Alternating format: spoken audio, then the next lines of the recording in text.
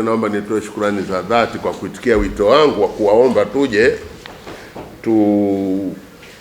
tukutane na mimi mwenyekiti wa Baraza la Vyama vya Siasa Tanzania ili tuweze kubadilishana mawazo, lakini hasa msemaji mkuu ni mimi ambaye nimekuiteni ili tuwe na mazungumzo kuhusu masuala yetu ya uchaguzi, ikizingatiwa ya kwamba joto la uchaguzi hivi sasa linaelekea kileleni. Joto la uchaguzi ndani ya Jamhuri ya Muungano wa Tanzania bara na visiwani liko juu, na pale joto la uchaguzi linapopanda mara nyingine pana kutetereka utulivu wa fikra. Na ikizingatiwa ya kwamba sasa tunaelekea katika hitimisho la uchaguzi, kampeni za uchaguzi za mwaka 2020, na hitimisho likiwa ni tarehe 28 mwezi wa 10, sasa ni lazima tuwe viona mbali wa kutafakari yajayo, kwa maana ya kwamba baada ya uchaguzi, baada ya wananchi kutia kura zao tarehe 28 mwezi wa 10, vyama vya siasa, wagombea, tunapaswa kuwa na utayari wa kupokea matokeo yatakayotangazwa na Tume ya Taifa ya Uchaguzi Bara na matokeo yatakayotangazwa na Tume ya Uchaguzi ya Zanzibar. Sasa tuna utayari kiasi gani? Wagombea wana utayari kiasi gani? Vyama vya siasa vina utayari kisaikolojia kiasi gani? Mashabiki wa vyama vya siasa, je, wana utayari wa kupokea machungu na matamu kwa utayari gani? Ikizingatiwa ya kwamba kibinadamu tafrani inaweza ikatokea, na kuna watu kutoamini Yanga imefungwa magoli na Simba, kuna kutokuamini Simba imefungwa na Yanga au imefungwa na Azam TV. Huwa hapa natokea purukushani. Kwa hiyo mimi mwenyekiti wa Baraza la Vyama vya Siasa, kupitia nyinyi waandishi wa habari na kupitia nyinyi vyombo vya habari, siku ya leo nimewaombeni ili nije nizungumze nanyi ili niweze kutoa nasaha. Nasaha hizi ni za mwenyekiti wa Baraza la Vyama vya Siasa, za kushauri kila mgombea na kushauri kila chama cha mgombea wawe kisaikolojia na fikra tulivu za utayari wa kupokea matokeo ya kushinda ama kushindwa, kupata ushindi wa nafasi zinazoshindaniwa kwa viti vya udiwani, viti vya ubunge na kwa kiti cha urais wa Jamhuri ya Muungano wa Tanzania na kwa rais wa Tanzania visiwani mwaka huu 2020. Kwa hiyo kimsingi mkubwa ni umewaombeni nije kupitia nyie nitoe nasaha za kuandaa wagombea wote wa dhamana mbalimbali, udiwani, ubunge na kiti cha urais bara na visiwani, wawe tayari kisaikolojia kupokea matamu na machungu yatakayotangazwa na Tume ya Uchaguzi. Na Tume ya Uchaguzi wanatarajiwa kutangaza si yao binafsi, bali maamuzi ya wananchi kupitia masanduku ya kura.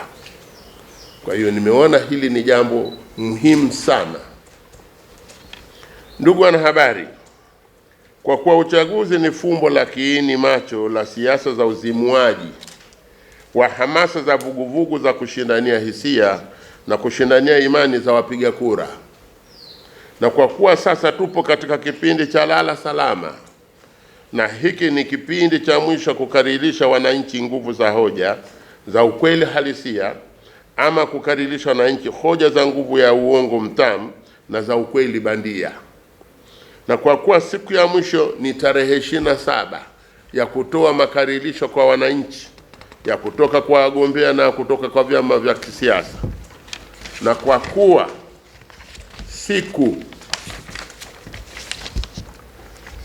siku ya ukuwekezo aliyewekeza nguvu za hoja za kugusa hisia na kukonga mioyo na kuwa na umiliki wa mtaji wa umma wa kushindisha maombi ya kura za maamuzi ya kuwekezwa na wapiga kura ni tarehe 28 Oktoba 2020. Kwa hiyo sasa nami nimeamua kuchangia ushauri kwa wagombea na kwa wapiga kura, ili kila mdau muomba kura za wapiga kura sasa wajiweke sawa kwa kuwa na uimara kwa maamuzi ya kupatikana uongozi bora wa kuendeleza ustawi na maendeleo ya jamii, uchumi na taifa letu. Baada ya utangulizi elezeka hapo juu, na kwa hiyo sasa napenda nianze kwa kuwakumbusha kwamba kuhusu wagombea wa kiti cha urais wa Tanzania Jamhuri ya Muungano wa Tanzania, tuna wagombea 15. Tuna wagombea wa kiti cha urais wa Jamhuri ya Muungano wa Tanzania 15 na wagombea 17 kwa kiti cha rais wa nchi ya Zanzibar.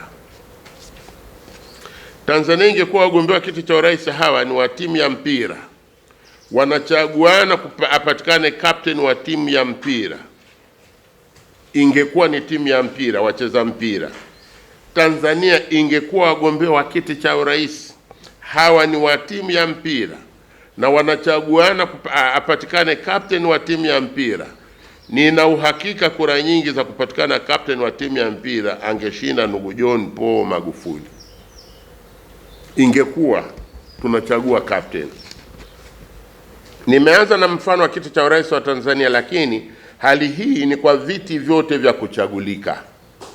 Napenda kufafanua ya kwamba hali na sababu za kuchagulika kuwa captain wa timu ya mpira kwa uchaguzi wa mwaka 2020 Mheshimiwa Dr. John P. Magufuli, hii ni kwa hali ya mfano wa Messi au Ronaldinho ambavyo wangependekezwa na wachezaji wenzao wawe ni captain wa kuongoza morali na kuongoza ari ya timu zao ipate ushindi kwa manufaa ya sifa bora kwa klabu zao za mpira.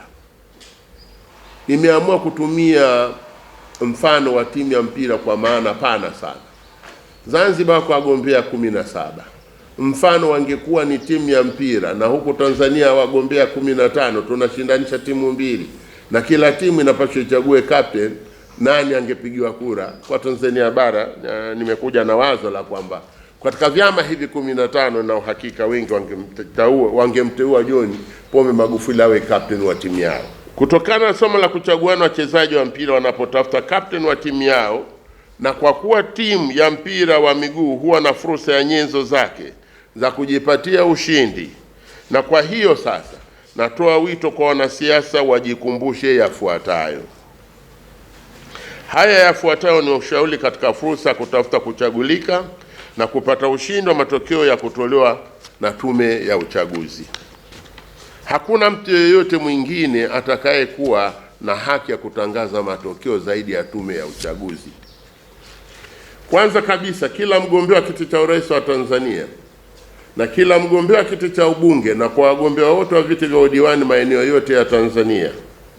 Na kwa hivyo sasa nachukua fursa hii kuwaasa kila mgombea ajiandae kisaikolojia na kwa moyo mkunjufu.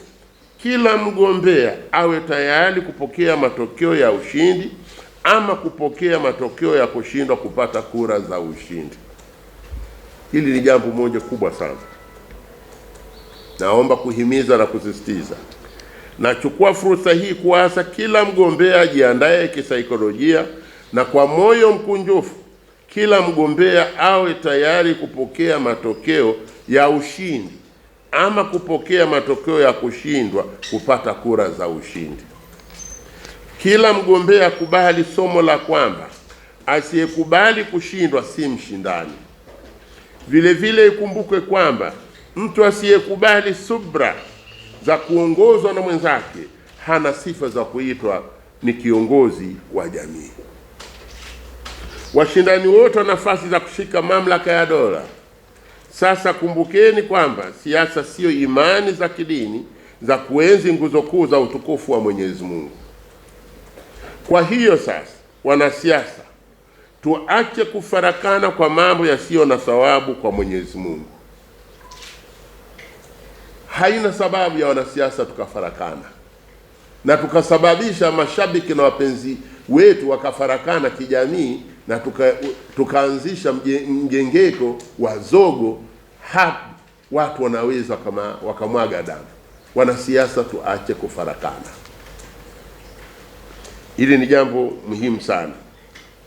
Kwa hiyo sasa wanasiasa wote na mashabiki wote wa vyama vya siasa, hasa ambao hawatapata ushindi kwa wagombea wao, kumbukeni usia usemao kuvunjika kwa jembe sio mwisho wa uhunzi.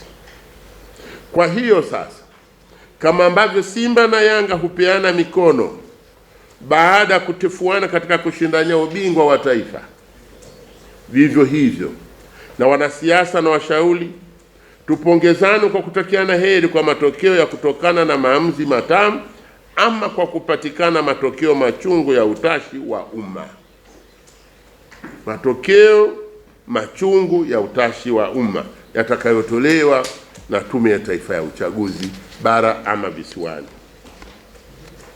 Kwa umuhimu wa pekee, napenda kukumbusha busara za wanasiasa na busara za mashabiki wa vyama vyote vya siasa, ya kuwa kwamba kura za ushindi kwa kila mshindi hazitokani na kigezo cha taswira ya hadhara zilivyokuwa katika vipindi vya mwitikio wa mahudhurio ya wasikilizaji wa mikutano ya kampeni.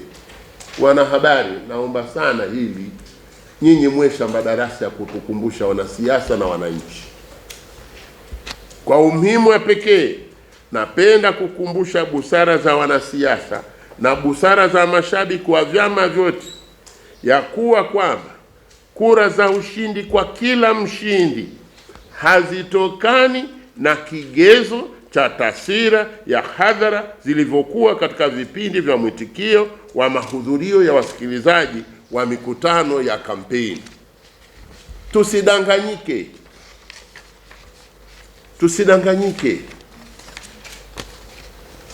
kwamba hadhara zile ndio kigezo cha nani atashinda kuwa rais, kuwa mbunge, kuwa diwani. Wa Afrika ikumbukwe kwamba ni mashabiki wa shangwe za mikutano ya kampeni. Hii ni kwa sababu mikutano ya kampeni huwa na soga ama huwa na vibwanga vya vijembe vya kukoleza burudani za mapiku ya kisiasa.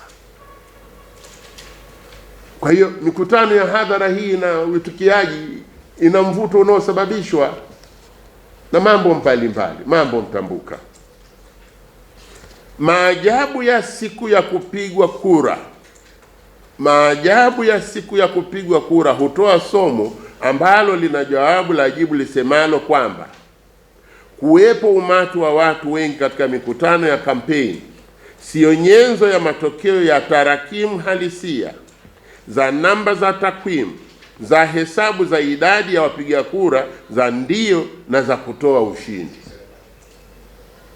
Naomba mlielewe hili na mkaliandike vizuri, na naomba muwe shamba darasa la kutusahihisha ambao tuna mihemko ya kwamba vigezo vya taswira ya mikutano ya hadhara ni vigezo vya hesabu ya watia kura. Kwa hiyo sasa ikumbuke kwamba wapiga kura wana vigezo vyao vya kutoa kura za ndio za kutoa ushindi. Na kwa hiyo sasa vigezo vya baadhi ya wapiga kura huwa zinajengwa na hoja za mitazamo ya kuoteshwa na dhana mtambuka, mfano hizi zifuatazo: chema hujiuza, kibaya hujitembeza kwa dhana za uongo mtaa. Hiyo ni mojawapo ya dhana. Siasa za uongo hujenga kuundika dhuluma kwa haki za jamii kupata ustawi na maendeleo kwa kujengeka kwa maisha ya furaha ya leo na kesho. Naongelea furaha ya kutokana na maana wa kwamba asiyefanya kazi na asile. Wanasiasa, kumbukeni kwamba wapiga kura akili zao ni sawa na darubini za kupambanua maelezo ya kila mgombea wa kiti chochote kile, kuanzia udiwani, ubunge hadi kiti cha urais. Kwa hiyo sasa, katika kila mkusanyiko, umma hupima maelezo ya kila mgombea. Umma huwa hawatoi kura kwa siasa za mtu muongo anayesema ana uwezo wa kuona gizani paka mweusi aliyefumba macho yake. Naomba nisisitize, umma huwa hawatoi kura kwa siasa za mtu muongo anayesema ana uwezo wa kuona gizani mpaka mweusi aliyefumba macho yake. Kwa hiyo sasa, wanasiasa na wakumbusha kwamba kila mgombea apataye kura nyingi za ushindi huwa ni yule aliyegusa hisia za umma na anayekonga mioyo ya umma kwa vielelezo vya kauli za kutoa ujumbe wa kuwa kwamba ana matendo ya sifa za hisia za uzalendo. Kwa hiyo sasa, wanasiasa, tambueni kwamba wapiga kura hupenda mgombea wa sifa za mfano wa uzalendo wa kuneemesha nchi kupitia maliasili na rasilimali za taifa. Aidha, ifahamike kwamba maliasili na rasilimali za taifa ni mtaji wa kuwezesha usalama kwa azima ya kutimizwa kilio cha uhuru. Kilio cha uhuru ni kujitegemea, sio mgombea wa sera za kutambulisha utawala wa kuwa na utegemezi wa nchi nyingine. Huyu hukataliwa na piga kura. Wakiwa wagombea wawili wanagombea, mwingine anazungumzia kilio cha uhuru ni kujitegemea na mwingine anazungumzia uhuru wa taifa uwekwe rehani kwa kuwa tegemezi kwa nchi fulani, wapiga kura huwa na mashaka. Kwa hiyo ndugu zangu wanahabari, tukumbusheni kabisa kwamba katika hili la salama, wanasiasa tukumbusheni kwamba wananchi wanaogopa wagombea wavaa siasa umiza madai ya wahanga wapigania uhuru wa jamii na uhuru wa taifa. Na kwa hiyo sasa, wapiga kura za ushindi huchagua chama cha mgombea wa siasa chapa maendeleo ya taifa dhidi ya siasa chapa sumu kwa uhai wa tunu za taifa na dhidi ya sumu kwa tuzo za siasa ukombozi zilizoasisiwa na waasisi wa taifa la Tanzania. Na kwa hiyo sasa, kila mgombea atakayepoteza ushindi wake, narejea, kila mgombea atakayepoteza ushindi wake atafakari na ajiongeze. Hivyo ajifahamu kwa kujiuliza, je, maelezo yake mbele ya umma yalikuwa na ombwe la umaana wa elimu ya uraia?